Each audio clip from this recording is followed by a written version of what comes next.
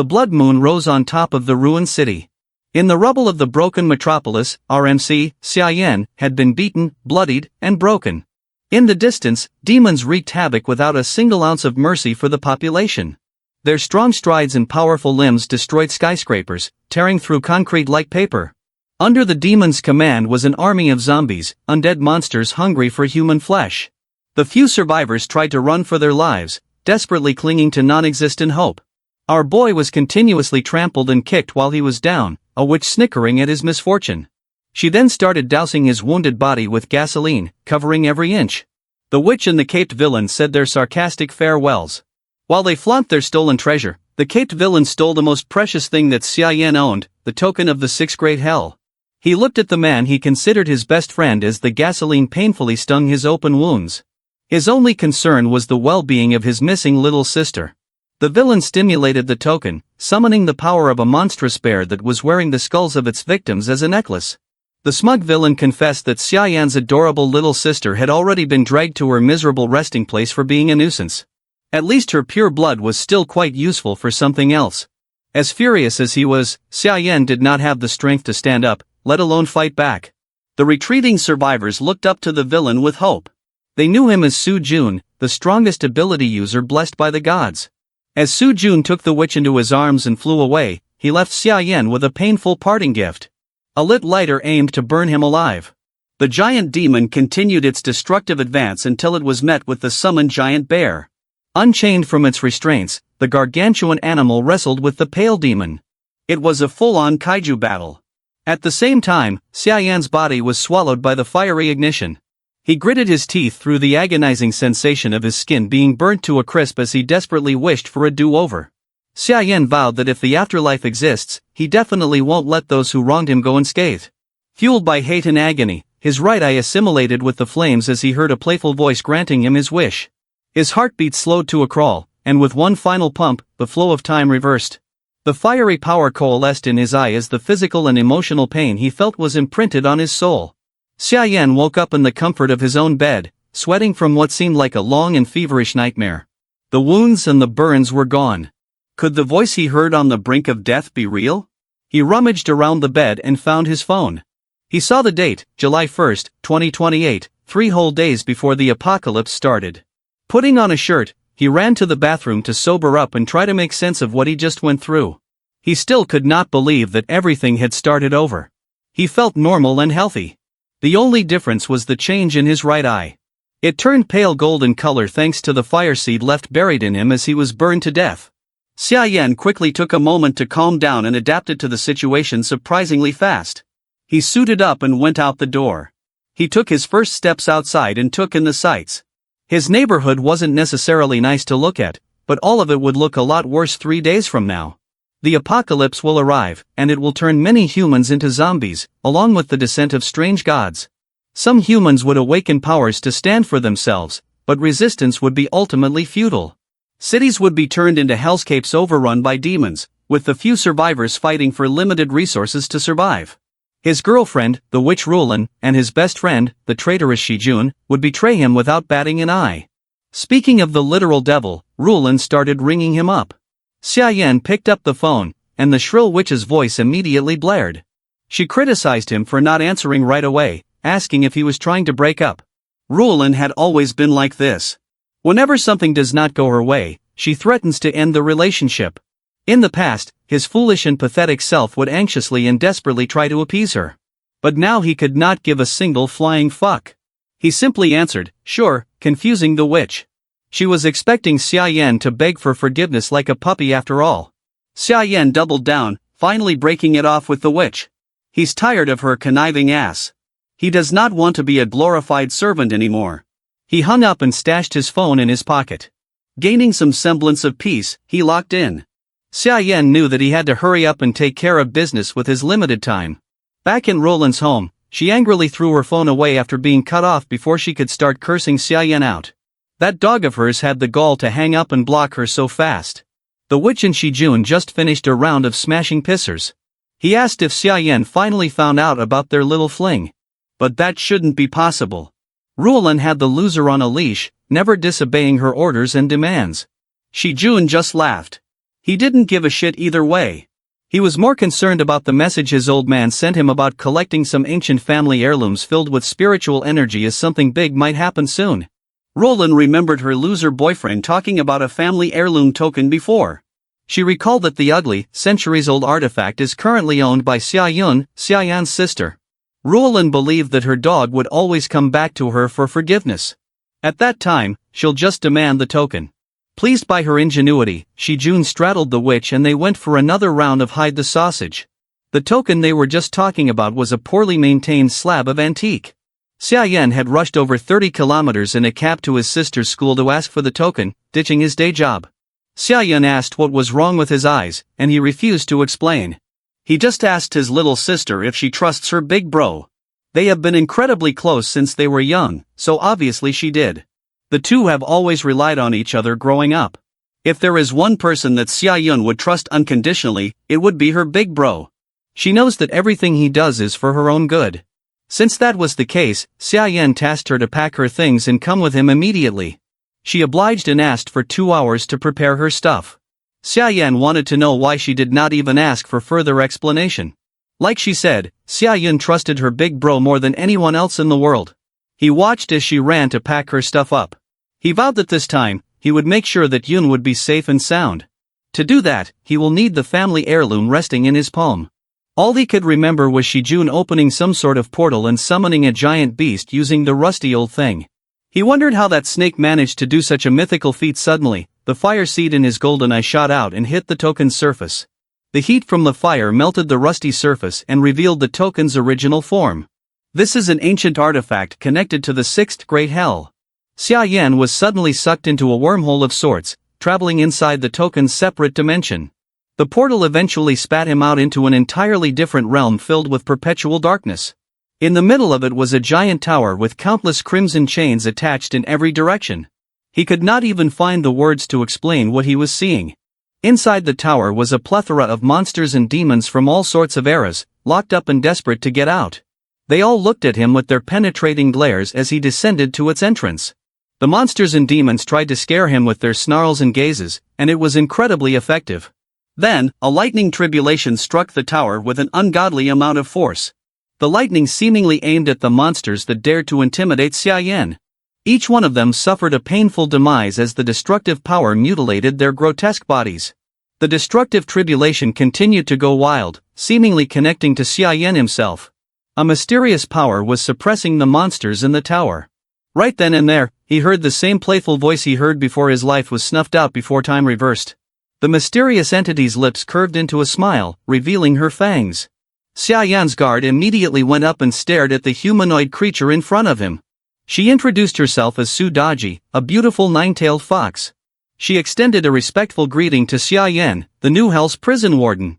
You see, tens of thousands of years ago, the immortal emperor gathered 12 immortals, Tai Bai, Tai Shang, the 3 pure ones, Guanyin, Fuxi, Xuanwu, and others, to jointly forge the demon-suppressing tower. The finished product was dubbed the 6th Hell, the nightmare of every evil incarnate out there. Throughout the ages, all sorts of powerful beasts, monsters, and demons were locked away for their grievous sins. In the Tower of Endless Punishment, they suffered the torment of soul-burning heavenly lightning day and night. The pardon token in Xia Yan's hand is the only key that can unlock the door to this fearsome place. That's also why Su Daji referred to him as the new warden. Since this was his first time in this place, the fox invited him to go inside and check on his prisoners. She promised to give him a more detailed report of the place as they walked through. Curious and intrigued by what this all meant, Xia Yan took her up on her invitation. He walked up to the ominous door as if he had nothing to lose. As soon as he entered, he was greeted by the swift weaving of violent energy bouncing around the first floor. Su Daji warned him to look out and be careful of those dancing waves. As if by instinct, his golden eye lit up as it summoned a seemingly conscious trail of fire that protected him from the malevolent energy. Su Daji was impressed with how efficiently he handled the tower's first surprise. She identified the flame in his eyes as the nether fire seed. It must be the catalyst that made it possible for him to restart his life after death in the underworld. Su Daji also confessed that she contacted him as his life flickered away. The bond between the fox and the Xia family runs deep. She had been the guiding spirit of the 6th Great Hell for a long time now, and she could not bear to see Yen get killed by pathetic villains. The despair and anger at the moment of death must have awakened his flame ability, igniting the nether fire seed. She barely had to do anything. That's one big question answered. Now that the apocalypse is inching closer once more, he won't be as useless and helpless as he was in the past. This time, he was determined to do everything differently. Itching to learn more about this tower, Xia asked Sudaji to proceed and lead the way. She explained that the sixth great hell is divided into 5 layers. Based on Xiayan's soul power, the doors to another floor would light up, representing his current limit. The higher he can go, the stronger imprisoned creatures he can encounter. So, he'll need to increase his soul power fast to face them. Right now, the only section is lit, and the only accessible area is the one on the ground floor. Behind the prison cell was a familiarly terrifying figure. It was the same gigantic beast that Su Jun summoned and rode in his previous life. Curiosity got the best of Xiayan, and they walked a little too close to the prison cell, waking up the monster as it roared a terrifying war cry. What happened next shocked him to his core. The monstrous beast started acting like a cuddly pet, seemingly pleased to see the new warden of the prison. It praised Xiayan for being young and promising. The prisoners of the tower had been waiting for a new warden to arrive for thousands of years after all. The beast even offered its services if Xiayan ever needed anything. The shameless black bear even tried to sneak a kiss in before being kicked away by Sudaji for daring to get close to the warden. As it turned out, the fox just wanted to get first dibs on licking Xiayan lovingly first. She did not want any competition for the warden's attention.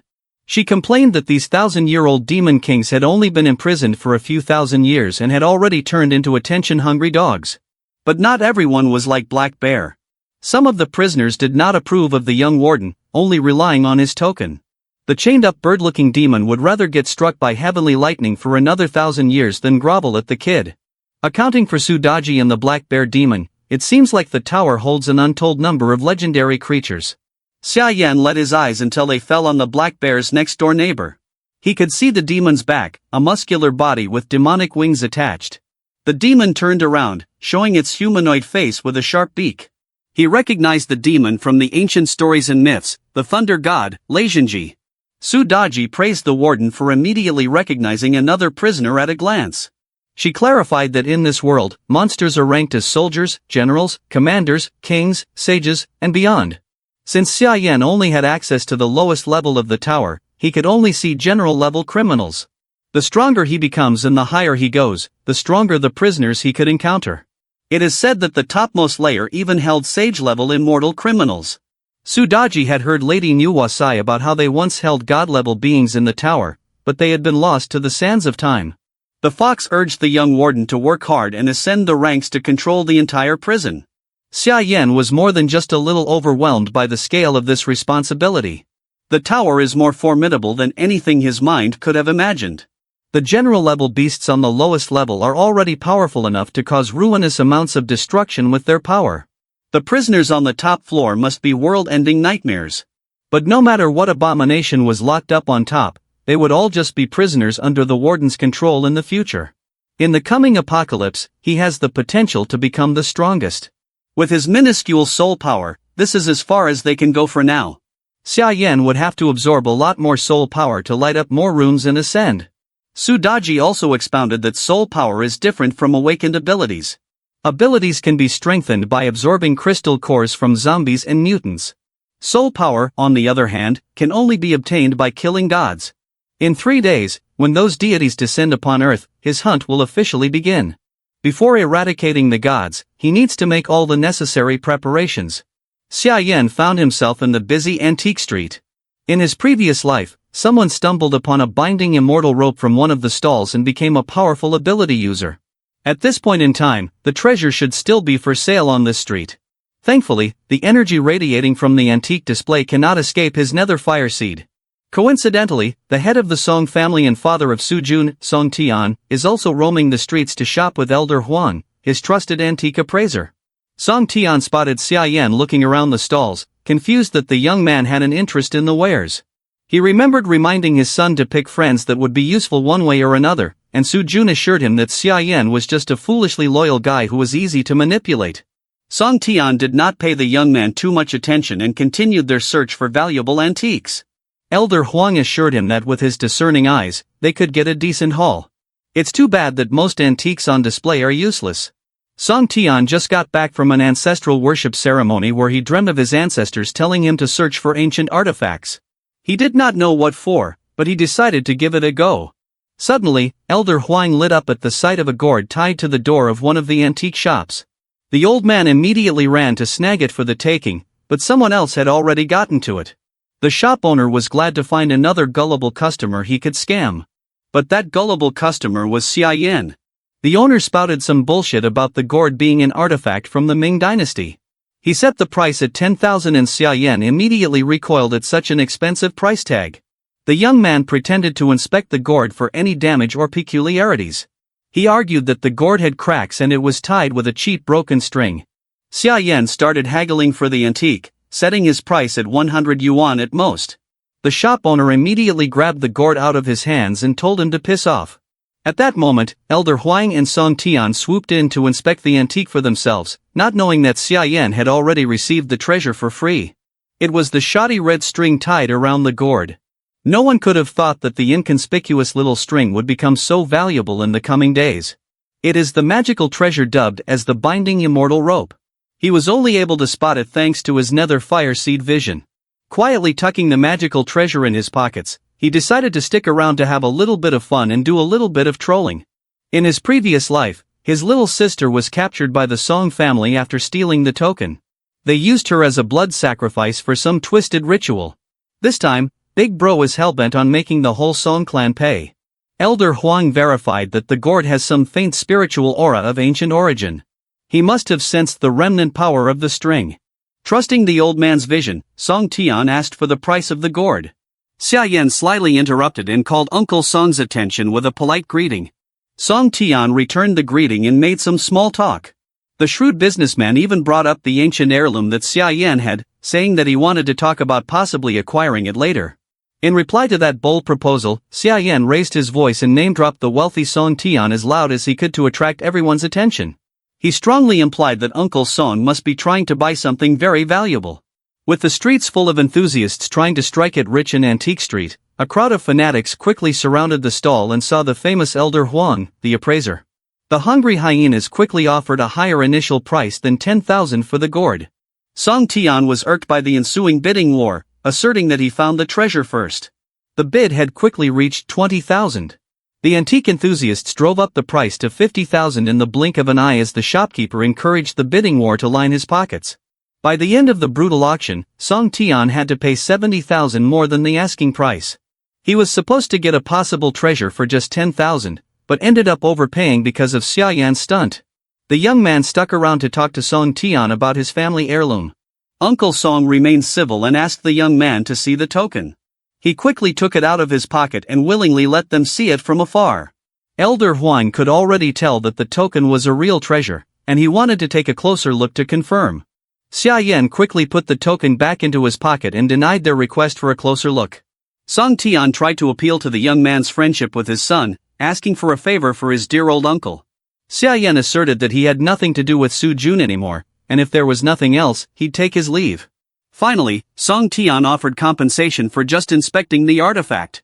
Xia Yan took his phone out, showed them his PayPal ID, and asked for 10,000 for a 1-minute inspection. He could give them 5 minutes for a thorough look in exchange for 50,000. Song Tian gritted his teeth and gave in. Bro was just getting scammed left and right. Uncle Song begrudgingly transferred the money over, and the young man tossed the token to Elder Huang.